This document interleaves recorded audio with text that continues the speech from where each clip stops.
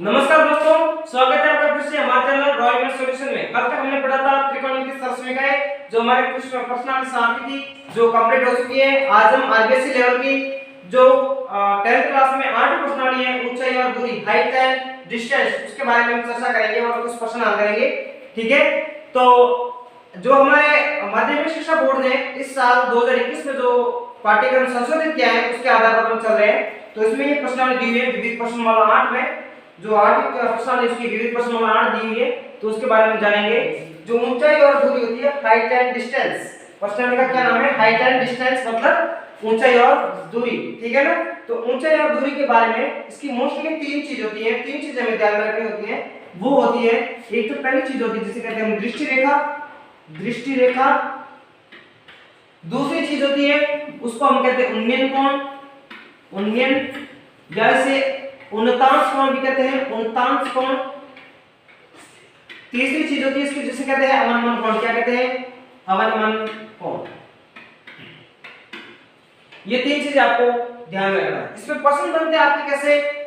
एक तो मीनार आएगी, एक टावर आएगा, या भवन दिया होगा, स्तंभ दिया होगा। ये तो आपके जो स्थिति वस्तु की होती है वो दी हुई थी। इसके अलावा इसमें कई नाम होंगे जैसे पाद बिंदु, आधार बिंदु, शीर्ष।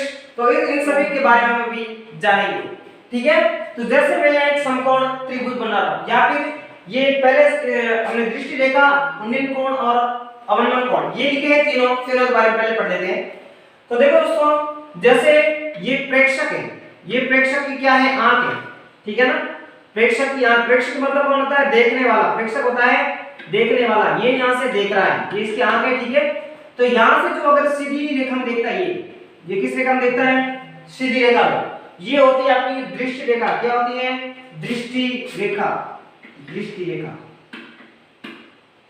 जैसे मैं भी देख रहा हूं तो मेरी जो एकदम सीधी आंख से एकदम सीधी जो रेखा निकलती है 180 डिग्री कोण में सरल रेखा के तरफ, तो वो होती है दृष्टि रेखा। वो आपकी क्या होती है? दृष्टि रेखा।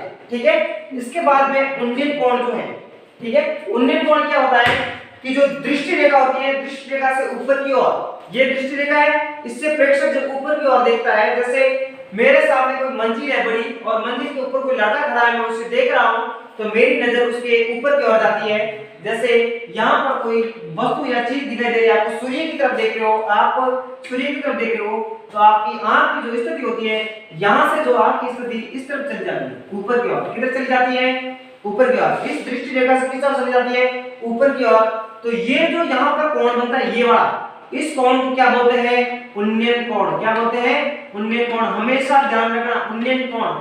अगर नाम आ जाए सूर्य का, अगर नाम क्या आ जाए? सूर्य का, वस्तु से सूर्य का, तो वहां पर हमेशा उन्नयन कोण होता है। कौन सा कोण होता है? उन्नयन कोण। ये हमेशा ध्यान रखना, क्योंकि सूर्य नीचे कभी नहीं जाता है। सूर्य या तो अपने दृष्टि के लेवल पे रहता है या दृष्टि के लेवल से ऊपर रहता है। ठीक है ना? इसके बाद में आता है अवनमन कोण। क्या आता है? अवनमन कोण। तो अगर मैं भवन के ऊपर खड़ा हूं, अगर मैं कहां पर खड़ा हूं? भवन के ऊपर, और भवन के नीचे देख रहा हूं, जैसे भवन के नीचे से कोई सड़क गुजर रही है और उस पर से कोई कार जा रही है, तो मैं कार को नीचे देखता हूं, दृष्टि रेखा से अगर नीचे देखता हूं, तो वो होता है अवनमन कोण। वो क्या बनता है? अवनमन कोण। ये दृष्टि रेखा थी, इससे मैंने नीचे की ओर देखा।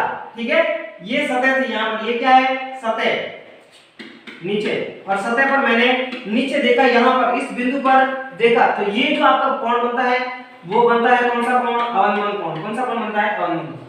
ठीक है ना? दृष्टि रेखा, उन्नयन कोण एंड अवनमन कोण, इसके बारे में थोड़ा और जान लेते हैं। ठीक है ना? तो इसके लिए मैं जो डायग्राम बनता है वो बनता है स्टेज से। ठीक है ना?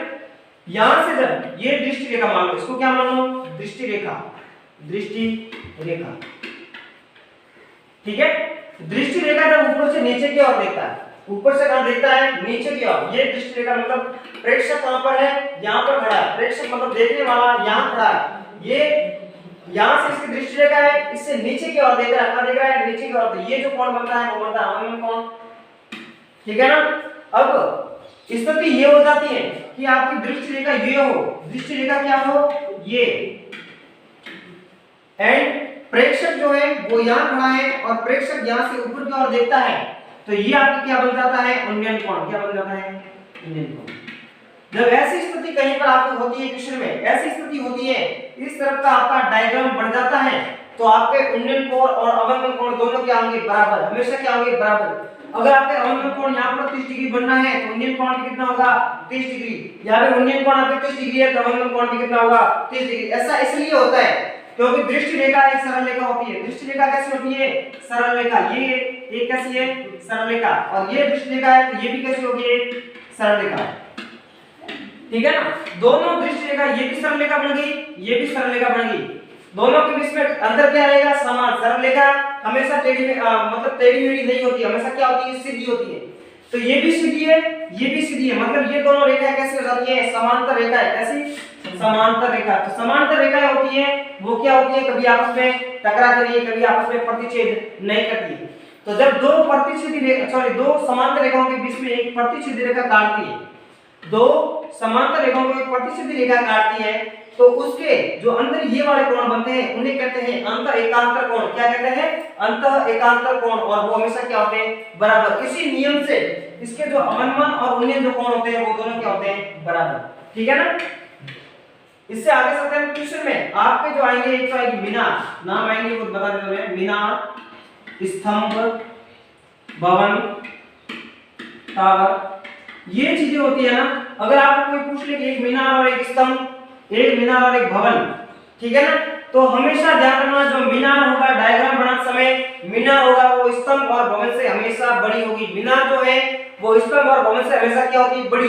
यहाँ पे मीनार को छोड़ करके आपको नाम मीनार की जगह क्या देते हैं? टावर। तो टावर भवन और स्तंभ से क्या होता है? बड़ा होता है। क्या होता है? बड़ा। ये हमेशा ध्यान में रखना। इसके बाद में आता है नाम पाद बिंदु और आधार बिंदु। और एक तो आता नाम पाद बिंदु, एक आता आधार, ठीक है ना। इसके बाद में एक आता है शीर्ष। पाद बिंदु, आधार और शीर्ष। तो जैसे कि आपको कोई मीनार दिया हुआ है कि ये आपकी मीनार है, एक क्या है? एक मीनार खड़ी है, ये जमीन है, इस पर क्या खड़ी है? मीनार। मीनार के पाद बिंदु से, तो पाद बिंदु का अर्थ क्या होता है? पाद का अर्थ होता है यहाँ पर पैर। क्या होता है? पैर। पैर का होते हैं नीचे होते हैं, ऊपर तो होते नहीं है। तो इस जो मीनार के पैर है वो कहाँ होंगे? यहाँ पर। तो मीनार का पाद बिंदु क्या होगा? ये वाला। ठीक है। इसके बाद में आधार। आधार आप जानते हैं क्या होता है? जो नीचे वाला, इसको बेस कहते हैं। क्या कहते हैं? बेस। तो आधार क्या हो जाएगा? ये वाला। आधार से, मीनार के आधार से, मीनार का आधार जो पाद बिंदु है वही क्या होता है? आपका आधार होता है। पाद बिंदु और आधार दोनों क्या है? एक ही चीज है। इसके बाद में आता है शीर्ष। क्या आता है? शीर्ष। तो शीर्ष क्या होता है? शीर्ष का अर्थ होता है सिर। नाम से पता चल रहा है शीर्ष का अर्थ क्या होता है? सिर। तो सिर का होता है ऊपर ही होता है। तो जो मीनार का उस ऊपरी भाग होता है, मीनार, भवन, स्तंभ जो भी दिया हुआ है, तो ऊपरी भाग होता है वो इसका क्या हो जाता है? शीर्ष। ठीक है ना? पाद बिंदु, आधार एंड शीर्ष। अब आप कहोगे सर इसमें सूत्र कौन कौन से काम में लाए? तो सूत्र वही लाए आपके त्रिकोणमितीय अनुपात जो छठे कक्षा में हमने पढ़े थे। sin theta, cos theta, tan theta, cot theta, sec theta and cosec theta, ये 6 के 6 सूत्र काम आएंगे। ठीक है। sin थीटा बराबर लंब बटा कर्ण, cos थीटा बराबर आधार बटा कर्ण, ठीक है, आधार बटा कर्ण, tan थीटा बराबर लंब बटा आधार, cot बराबर आधार बटा लंब, sec बराबर कर्ण बटा आधार एंड cosec बराबर कर्ण बटा लंब। ये सूत्र है, ये आपको याद रखने हैं। आपको प्रश्न कैसे पूछे जाएंगे? अगर समकोण त्रिभुज से संबंधित पूछे जाएंगे। ये समकोण त्रिभुज है, इसकी 3 भुजाएं होती हैं। वैसे प्रत्येक त्रिभुज में 3 भुजाएं आती है, आपको पता ही है, पर समकोण त्रिभुज की विशेष बात ये होती है उसके तीनों भुजाएं के नाम अलग-अलग होता है। ये होती है कर्ण जो समकोण के सामने रहती है, ये वाली भुजा लंब, और तीसरी बची भुजा कौन सी होती है? आधार। कौन सी होती है? आधार। ठीक है, कर्ण, लंब और आधार। अगर इसमें से कोई 2 भुजा दी हुई हो, कर्ण, लंब, आधार की जगह से 2 भुजा दी हुई हो, तीसरी भुजा अगर ज्ञात करनी है तो हमें, हमारे पास एक सूत्र है। कौन सा सूत्र है? पाइथागोरस प्रमेय, या जिसे कहते हैं बौधायन प्रमेय। क्या कहते हैं? बौधायन प्रमेय। पाइथागोरस या बौधायन प्रमेय के द्वारा हम वो तीसरी भुजा निकाल सकते हैं। अगर समकोण त्रिभुज की कोई 2 भुजा दी हुई हो, तीसरी निकालनी है, तो यदि समकोण त्रिभुज की एक भुजा और एक कोई कोण दिया हुआ हो, एक कोण तो समकोण होता ही है, अगर मान लो कर्ण दे दिया और ये आपको कोण दे दिया, आपको पूछना इसका लंब क्या होगा, तो आप कैसे हल करोगे? तो हल करना हमें इन सूत्रों के द्वारा। कैसे? आपको कर्ण दिया हुआ है, लंब करना है ज्ञात, तो कर्ण और लंब, लंब और कर्ण, लंब बटा कर्ण से सूत्र बनता कौन सा, sin थीटा, कौन सा, sin थीटा। तो sin थीटा थीटा आपको दिया हुआ है, उससे आप क्वेश्चन को हल कर सकते हो, ठीक है ना। तो अभी हम हल करते हैं इसका पहला जो क्वेश्चन है वो हल करते हैं। तो इसका पहला क्वेश्चन क्या दिया हुआ देखो, विविध प्रश्न वाला, एक ऊर्ध्वाधर खंभे की परछाई, मैं क्वेश्चन लिख देता हूं, एक ऊर्ध्वाधर खंभे की परछाई, एक ऊर्ध्वाधर खंभे की परछाई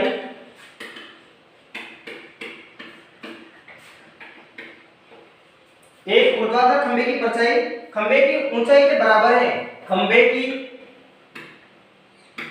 ऊंचाई के बराबर है, ऊंचाई के बराबर है, ठीक है। एक ऊर्ध्वाधर खंभे की परछाई खंभे की ऊंचाई के क्या है, बराबर है। तो सूर्य का उन्नयन कोण होगा, तो सूर्य का उन्नयन कोण होगा, देखो सूर्य का नाम उन्नयन कोण आ गया, तो सूर्य का उन्नयन कोण होगा, उन्नयन कोण होगा। इसमें आपको ऑप्शन दिए हुए हैं, option A 45, option A 45 degree, option B दिया हुआ आपके इसमें 30, 60 और 50, 30 डिग्री, सी दिया हुआ 60 डिग्री और डी दिया हुआ 50 डिग्री। इनमें से कौन सा होगा। एक ऊर्ध्वाधर खंभे की परछाई खंभे की ऊंचाई के बराबर है, ऊर्ध्वाधर खंभे की ऊंचाई सॉरी परछाई और ऊंचाई दोनों क्या है, बराबर है। तो सूर्य का उन्नयन कोण क्या होगा, यदि ऐसी स्थिति है, क्या कैसी स्थिति है कि उसकी जो ऊंचाई और परछाई दोनों क्या है, बराबर है, दोनों क्या है, बराबर है, तो उस समय उसका कौन सा कोण है, सूर्य का कौन सा कोण होता है जब उसकी खंभे की परछाई और ऊंचाई दोनों क्या होते हैं, बराबर। जैसे 30 डिग्री हो, 45 डिग्री हो, 60 हो या 50। इसके लिए सबसे पहले कोई भी त्रिकोणमिति का ऊंचाई और दूरी, हाइट एंड डिस्टेंस में क्वेश्चन आया था, आपको डायग्राम बनाना बहुत जरूरी है, कच्चा चित्र बनाना बहुत जरूरी है। इस क्वेश्चन में आपको ये दिए हुए हैं ऑप्शन, तो ऑप्शनल है, वैसे डायरेक्ट ऑप्शन आपको मैं बताऊंगा नहीं, क्योंकि मैं क्वेश्चन आपको हल कराना चाहता हूं, हल करा के बताऊंगा, ठीक है। तो आपसे देखो आपको डायग्राम बनाना है।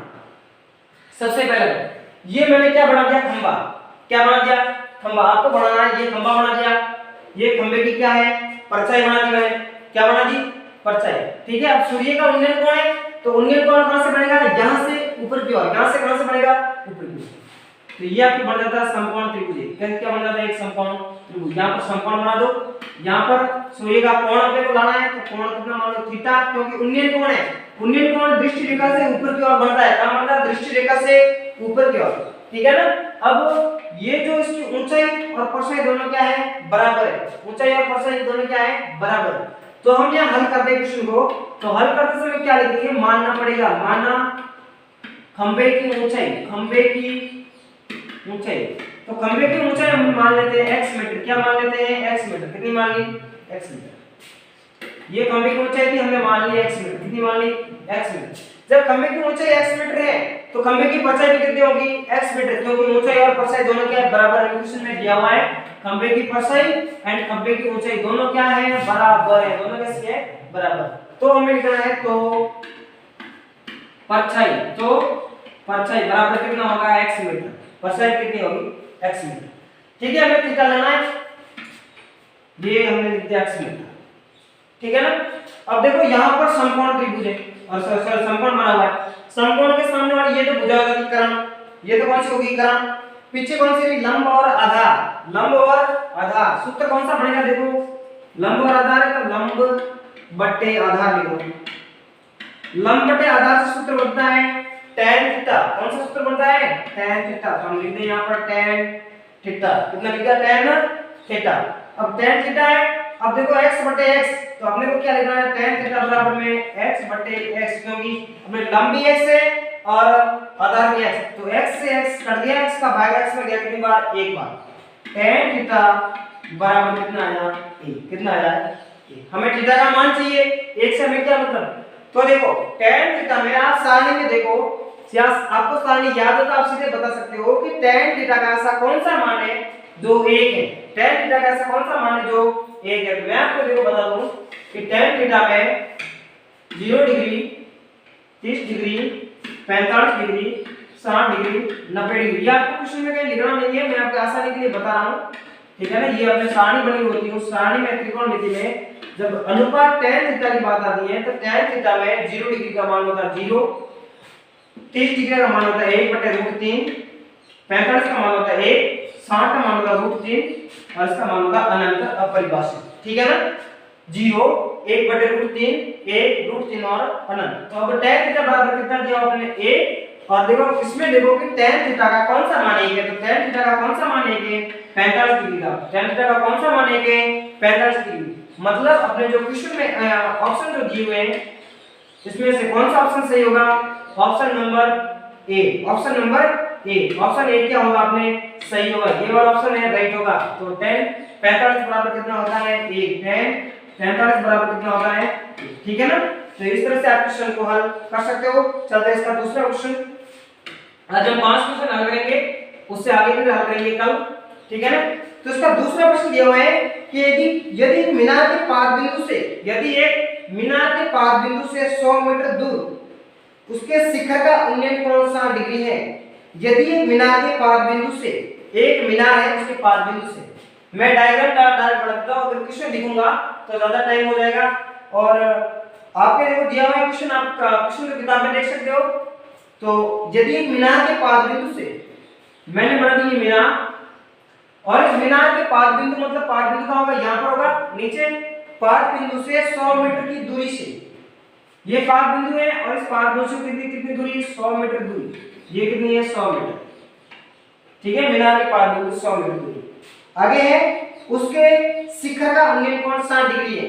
मीनार के पाद बिंदु से 100 मीटर दूरी पर यहां से इसके शिखर का उन्नयन कोण कितना है 60 डिग्री, यहां से शिखर का उन्नयन कोण कितना है 60 डिग्री, ठीक है ना।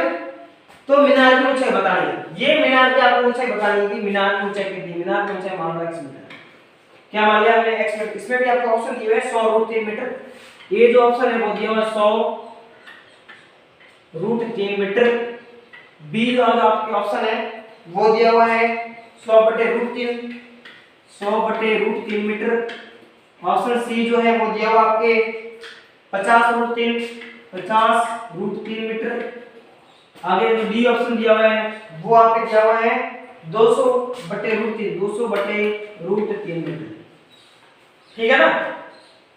तो अपने को देखो क्वेश्चन समझ में आ गया होगा आपको। मीनार है, मीनार के पाद बिंदु से 100 मीटर दूरी बिंदु से उसके शिखर का उन्नयन कोण 60 डिग्री है। तो आपको ज्ञात क्या करना है, मीनार की ऊंचाई।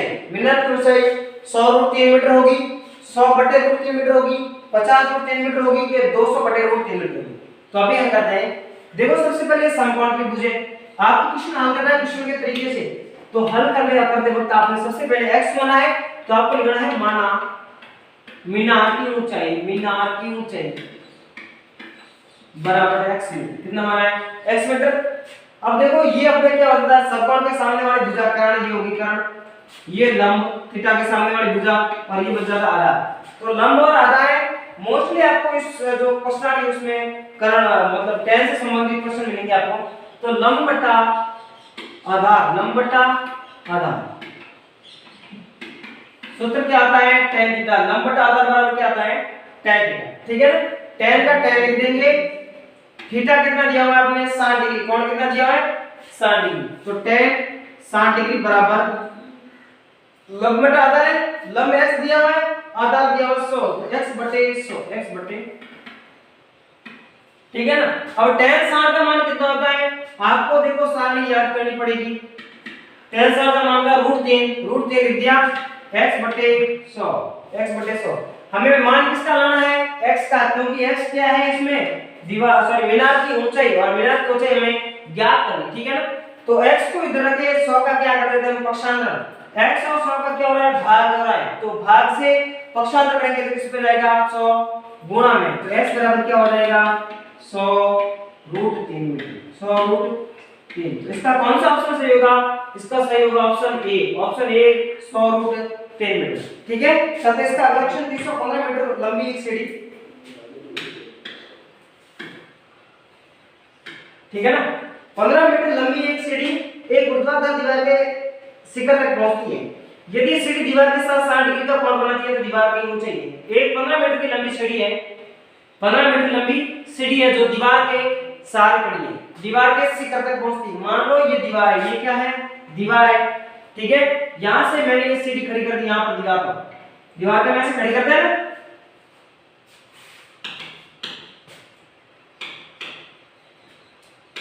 ठीक है ना। ये दीवार थी और ये होगी सीढ़ी, ये क्या है सीढ़ी, और ये अपने क्या हो गई दीवार, ठीक है। और ये इसका बेस होगा, कौन बन गया। और ये सीढ़ी कितनी है 15 मीटर, कितनी है लंबी 15 मीटर, इसकी 15 मीटर लंबी है, ठीक है। और ये दीवार के साथ, ये दीवार के साथ 60 डिग्री का कोण बनाती है, दीवार के साथ मतलब दीवार से कहां टच हो रही है, यहां पर सीधी दीवार से टच हो रही है, तो यहां पर कितने डिग्री का कोण बना रही है 60 डिग्री का, ठीक है ना। 60 डिग्री का कोण बना रही है। तो दीवार की ऊंचाई क्या कीजिए, ये हमें ज्ञात करनी, दीवार की ऊंचाई कितनी है, इसको कितना मान लेंगे वही x मीटर मान लिया हमने, ठीक है ना। ध्यान से देखना, हल कर रहे हैं क्वेश्चन। दीवार की ऊंचाई मानना है, दीवार की ऊंचाई माना, दीवार की ऊंचाई कितना माना हमने x मीटर, कितना माना x मीटर, ठीक है। दिया हुआ क्या है ये वाला। अब इसमें थोड़ा सा ध्यान से देखना, समकोण है ये, समकोण के सामने वाली भुजा कर्ण तो हो जाएगी ये क्या हो गई कर्ण। अब लंब ये नहीं होगा, लंब ये क्यों नहीं होगा, क्योंकि थीटा आपने यहां दिया हुआ, और लंब क्या होता है थीटा के सामने वाली भुजा, जो कोण दिया हुआ है उसके सामने वाली भुजा का क्या होती है थीटा, सॉरी लंब। तो थीटा के सामने वाली भुजा ये अपने क्या है लंब, क्या है लंब, और ये भुजा हो जाएगी आधार, क्या हो जाएगी आधार, ठीक है। तो ये अपने कर्ण है, ये अपने आधार, कर्ण और आधार, सूत्र बनता है cos थीटा, कौन सा बनता है cos थीटा, आधार बटे लंब, आधार बटे कर्ण, आधार बटे कर्ण, सूत्र बनता है cos थीटा, आधार बटे कर्ण cos थीटा, ठीक है। लंब बटा कर्ण sin थीटा। तो अपने आधार दिया हुआ है x मीटर एंड ये जो कर्ण है वो दिया हुआ है 15 मीटर, तो cos और थीटा दिया 60 डिग्री, तो cos 60 डिग्री बराबर क्या हो जाएगा x बटे 15, ठीक है ना। अब cos 60 है तो cos 60 का मान कितना होगा 1/2 होता है, कितना होता है 1/2, cos 60 का मान 1/2 बराबर x बटे 15। अब 15 का मैं कर दूं पक्षांतर, 15 का करूं मैं इधर पक्षांतर, तो क्या होगा 15 इधर किसमें भाग में, इधर आगे किसमें हो जाएगी गुणा में, तो 1/2 का गुणा होगा 15 से बराबर x, 15 का a से गुणा होगा क्या आएगा 15/2, x बराबर कितना आ गया 15/2 मीटर, ठीक है ना। तो दीवार की जो ऊंचाई थी वो क्या आ गई 15/2 मीटर, ठीक है। इसका चौथा क्वेश्चन है कि 10 मीटर ऊंची मीनार के शिखर से, 10 मीटर ऊंची मीनार के शिखर से पृथ्वी पर एक बिंदु का अवलंबन कोण 30 डिग्री है, बिंदु की मीनार के आधार से दूरी, एक देखो मीनार दी हुई है जिसकी ऊंचाई है 10 मीटर, एक मीनार है, क्वेश्चन का आपने पढ़ लिया होगा, मीनार है जिसकी ऊंचाई कितनी है 10 मीटर है, और इस मीनार के शिखर से, ये मीनार की शिखर है और ये धरती मतलब पृथ्वी है, तो इसके शिखर से पृथ्वी के एक बिंदु तक, इसके शिखर से इस बिंदु तक इसका अवलंबन कोण बनता है, अवलंबन कोण कैसे बनता है ऊपर, ये दृष्टि रेखा थी इसकी, ध्यान से देखना इसमें, ये दृष्टि रेखा थी और इस दृष्टि रेखा से ये जो नीचे कोण बनता है वो बनता है अवलंबन कोण, कितना है 30 डिग्री, 30 डिग्री, हाँ 30 डिग्री। तो बिंदु इस बिंदु से मीनार के आधार से दूरी क्या करनी है, ये वाली दूरी हमें करनी दिया, तो ये मान लेते हैं x, ये क्या मान लिया हमने x, ठीक है। मैंने आपको बताया था जब ऐसी स्थिति डायग्राम बने z वाला, कौन सा डायग्राम बने z वाला, तो ये रेखा और ये रेखा आपके दोनों समांतर रेखा हो जाती है, ये तिर्यक रेखा का काम करने लगती है, ये और ये अंत एकांतर कोण बन जाते हैं, तो ये कोण आपको हो जाएगा 30 डिग्री का, कितना होगा 30 डिग्री का, ठीक है ना। ये कोण जो है आपका कितना हो जाएगा 30 डिग्री, ठीक है। 30 डिग्री थीटा के सामने वाली भुजा लंब और ये आधार बन जाती है आधार, तो लंब बटा आधार, सूत्र बन जाएगा लंब बटे आधार बराबर tan थीटा, लंब बटा आधार बराबर क्या होगा tan थीटा, tan है tan का tan लिख दिया, थीटा कितना 30 दिया हुआ, 30 डिग्री लिख दिया, बराबर लंब 10 दिया हुआ है, आधार दिया हुआ है x, तो 10/x, ठीक है ना। अब tan theta sorry tan theta से tan थीटा का मान कितना होता है 1/√3, 1/√3 बराबर 10/x। अब ऐसी स्थिति होती है, ऐसी स्थिति में हम क्या करते हैं वज्र गुणा, क्या करते हैं वज्र गुणा, किससे गुणा करते हैं या फिर एक गुणा आप कह सकते हैं, इसका इससे गुणा हुआ, इसका इससे, x का 1 से गुणा हुआ x, 10 का √3 से गुणा हुआ 10√3, तो इसकी जो ऊंचाई थी सॉरी इस बिंदु से भूमि के इस बिंदु से लेकर के इस मीनार के आधार की जो दूरी है वो कितनी होगी 10√3 मीटर। ठीक है ना। अगला जो 5वां क्वेश्चन है, एक नदी के ऊपर एक पुल नदी के तट के साथ 45 डिग्री का कोण बनाता है। यदि नदी के ऊपर पुल की लंबाई 150 मीटर हो तो नदी की चौड़ाई होगी ठीक है। एक आपको नदी दी हुई है, क्या दी हुई है नदी, ठीक है, नदी बना देते हैं, ये नदी आ गई, ठीक है, नदी में ये पानी है, इसके ऊपर एक रोड चल रही है, हाईवे, ये हाईवे, ठीक है, ये नदी है, इसमें पानी है सब, ठीक है, नदी पानी हो गया।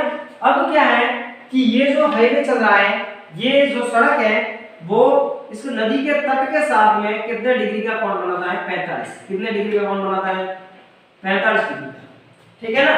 अब इसने पूछा है कि यदि नदी के ऊपर पुल की चौड़ाई, इस नदी के ऊपर पुल की चौड़ाई मतलब यहां से लेकर यहां तक, ये जो पुल की लंबाई जो है वो कितनी है 150 मीटर।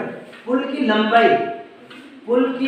लंबाई कितनी दी हुई है 150 मीटर, 150 मीटर, कहां पर नदी के ऊपर, ठीक है। बाकी बिल्कुल तो होता है उसको कोई मतलब नहीं है, नदी के ऊपर कितनी है 150 मीटर है, ठीक है, इसको 180 में समझना है, 150 लिखा है, तो नदी की चौड़ाई क्या करनी है, ठीक है। नदी की चौड़ाई कैसे नापते हैं, ये नदी की देखो बेस है आधा है, तो ऊंचाई हमेशा 90 डिग्री से नापी जाती है, किससे नापी जाती है 90 डिग्री से, तो इसका 90 डिग्री से मैं नापूं तो यूं होगा, जैसे ये 90 डिग्री होगी, ठीक है। तो ये हमें करनी ज्ञात है, इसको मान लो x, कितनी मान ली हमने x, माना नदी की चौड़ाई x, माना नदी की जो चौड़ाई है वो कितनी होगी, नदी की चौड़ाई x मीटर, कितनी मान ली x मीटर। आप चाहे तो आपका वेक्टर कोई भी मान सकते हो, a b c d g h i j k, ठीक है, ये x मीटर मान लिया हमने। ये बन जाता है हमने समकोण त्रिभुज, ये बन जाता है कर्ण, सॉरी समकोण, ये कर्ण है, हमने कर्ण दिया हुआ है, ज्ञात करना है कौन सा लंब,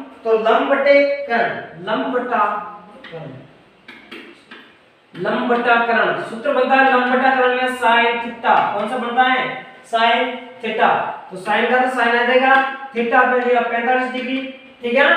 अब पहले लंब आएगा तो लंब अपने x है एंड कर्ण जो है वो 150 है, तो 150 लिख दिया, sin 45 से sin 45 का मान होता है 1/√2, तो लिख दिया 1/√2 बराबर x बटा 150। वापस वही स्थिति होगी, कौन सी बद्र गुणा वाली, इसका इससे गुणा, इसका इससे गुणा, तो इसका इससे गुणा होगा तो क्या आएगा x√2 बराबर 150 का 1 से गुणा होगा 150। अब √2 का इधर पक्षांतर करेंगे तो x और √2 क्या हो रहा है, गुणा हो रहा है, उधर जाएगा तो क्या होगा भाग में, तो x बराबर 150/√2। ये देखो आपको उत्तर तो आ गया 150/√2, पर ये उत्तर सही नहीं है, क्योंकि जब बट्टा में रूट आता है तो वो संख्या मतलब परिमेय नहीं होती है, तो इसके लिए हर का क्या करना पड़ता है परिमेयकरण। पिछली जो 7 क्वेश्चन है बहुत बार मैंने हर का परिमेयकरण किया है। हम हर का परिमेयकरण कैसे करते थे कि जो हर होता था वो ही संख्या लेते थे और उसके विपरीत चिन्ह से हम क्या करते थे दोनों पक्षों में गुणा, पर यहाँ पर तो कोई विपरीत चिन्ह दिया हुआ नहीं, कोई दो संख्या नहीं, कैसे करें। तो ऐसी स्थिति में क्या करते हैं, जैसे यहाँ पर रूट दिया हुआ है, √2 का अंश से गुणा करते हैं, √2 का हर से गुणा करते हैं, तो x बराबर 150/√2 था, √2 को इससे गुणा किया, √2 को इससे गुणा किया, x बराबर क्या आ गया, इन दोनों का गुणा 150/√2, √2 और √2 का गुणा हुआ पूरा 2, ठीक है ना। कैसे √2 गुणा √2 बराबर क्या आ गया 2 दूनी 4, रूट में कितना आ गया 4, तो 4 का वर्गमूल कितना होता है 2, ठीक है ना। तो अब क्या करेंगे, देखो 150 में 2 का भाग जा रहा है, तो 150 में 2 का भाग दे दो, कितनी बार गया 75 बार, 75√2 मीटर। तो जो नदी की चौड़ाई थी वो नदी की चौड़ाई कितनी होगी 75√2 मीटर, ठीक है। तो इससे जो एप्लीकेशन है वो हम पढ़ेंगे कल। इसी के साथ अपनी आज क्लास समाप्त करते हैं। अगर वीडियो अच्छा लगा हो तो शेयर जरूर करना और लास्ट तक क्लास जरूर देखिए। धन्यवाद।